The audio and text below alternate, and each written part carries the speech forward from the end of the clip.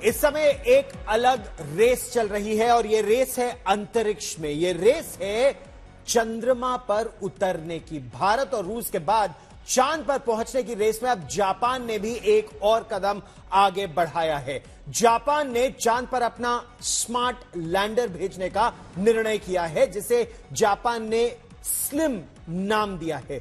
Slim यानी smart lander for investigating moon.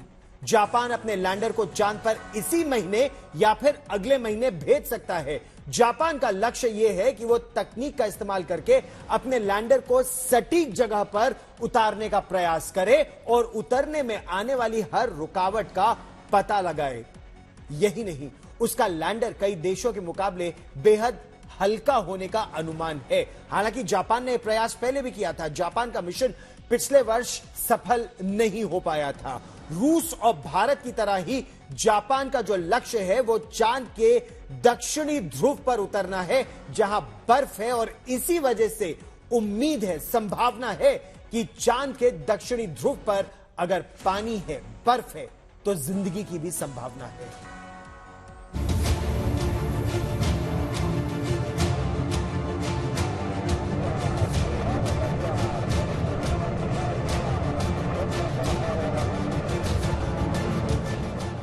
54 साल पहले हुआ ये कारनामा हम आज भी हैरत से देखने पर मजबूर हो जाते हैं। 20 जुलाई 1969 यानी आज से 54 साल पहले अमेरिका का अंतरिक्ष यान अपोलो 11 चांद पर उतरा था। कई घंटे यान में इंतजार करने के बाद नील आर्मस्ट्रॉन्ग और बज एल्ड्रिन जब चांद पर उतरे तो ऐसा करने वाले वो दुनिया के पहले इंसान बन गए।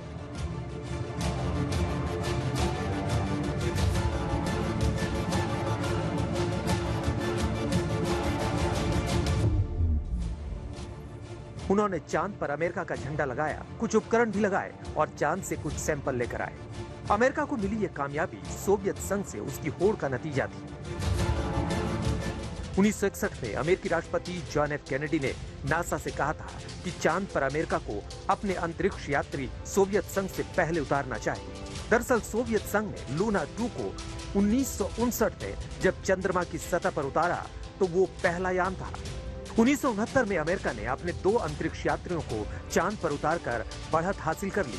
चांद पर पहुंचने की ऐसी ही एक नई रेस फिर से शुरू हो चुकी है, जिसमें भारत, रूस और जापान शामिल है। रेस इस बात की है कि चांद के दक्षिण ध्रुव पर पहले कौन पहुंचेगा। यहां बर्फ मिला है यानी जिंदगी की संभावना है, लेकिन मुश्किल यह है कि दक्षिणी ध्रुव हमेशा अंधेरे में डूबा रहता है और बेहद उबड़ खाबड़ है। तभी 2019 में चंद्रयान 2 का लैंडर क्रैश हो गया था।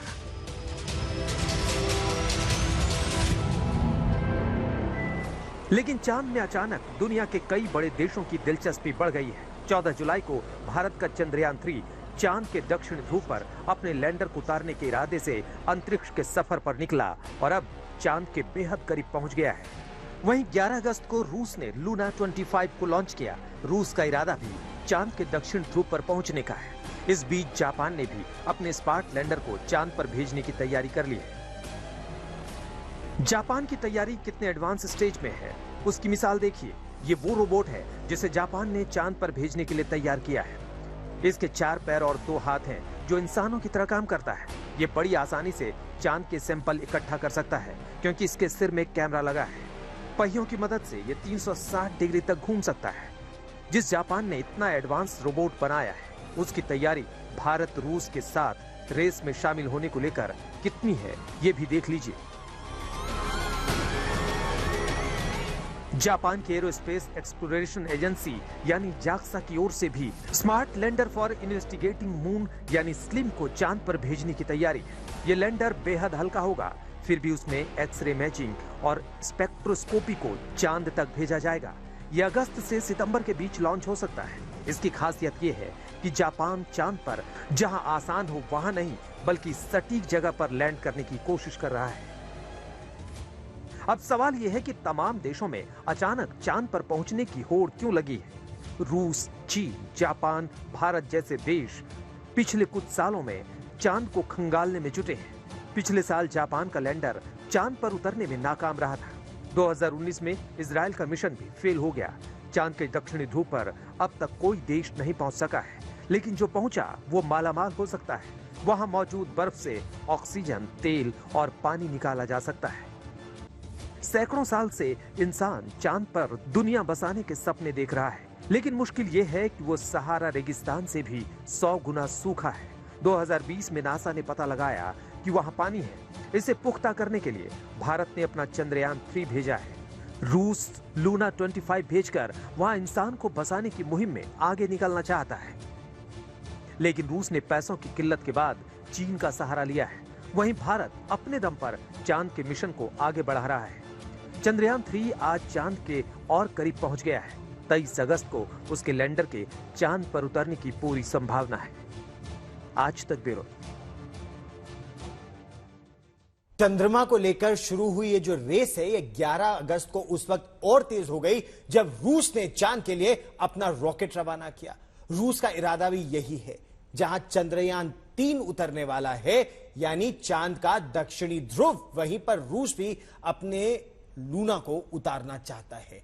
कुछ लोग इसे भारत और रूस के बीच एक होड़ भी बता रहे हैं, क्योंकि रूस ने बाद में रॉकेट लॉन्च किया और चांद के दक्षिणी ध्रुव पर पहुंचने वाला वो पहला देश बनना चाहता है। प्रयास दोनों देशों का है और इसमें सभी देश एकजुट होकर एक तरह से कोशिशें कर रहे हैं कि विज्ञान प्रगति करे।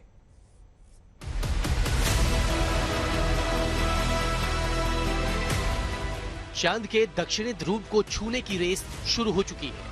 14 जुलाई को भारत का चंद्रयान 3 अंतरिक्ष में निकला तो 11 अगस्त को रूस ने लूना 25 को रवाना किया। खास बात यह है कि दोनों ही देश अपने लैंडर को चांद के दक्षिण ध्रुव पर उतारना चाहते हैं, जहां अब तक किसी देश का लैंडर नहीं उतरा है। सवाल यह है कि चांद पर पहले आखिर कौन उतरेगा। कुछ देश इसे भारत और रूस की प्रतिद्वंदिता या होड़ बनाने में जुटे हैं, लेकिन इसरो ने अपने ट्वीट से ऐसी सोच रखने वालों को निराश किया है। रूस के लूना 25 के प्रक्षेपण पर बधाई देते हुए भारतीय स्पेस एजेंसी ने लिखा कि लूना 25 के सफल लॉन्च पर रोसकोसमोस को बधाई। अंतरिक्ष के हमारे सफर में एक और शानदार मुलाकात होगी। शुभकामनाएं कि चंद्रयान 3 और लूना 25 अपने मिशन को पूरा करें। भारत और रूस धरती पर दोस्त हैं और एक बार फिर ये दोस्ती अंतरिक्ष में भी दिखेगी। दोनों के बीच ये दोस्ती आज की नहीं बल्कि बरसों पुरानी है। जब सोवियत संघ का सोयूज T-10 अपने देश के अंतरिक्ष यात्रियों के साथ भारत के राकेश शर्मा को लेकर अंतरिक्ष में गया था, उस समय के प्रधानमंत्री और राकेश शर्मा की हुई ये बातचीत कभी भी नहीं भुलाई जा सकती। प्रश्न तो आपसे बहुत से पूछने हैं, लेकिन थोड़े से पूछती हूँ। ऊपर से भारत कैसा दिखता है आपको? जी, मैं बगैर किसी झिझक के कह सकता हूँ कि सारे जहां से अच्छा।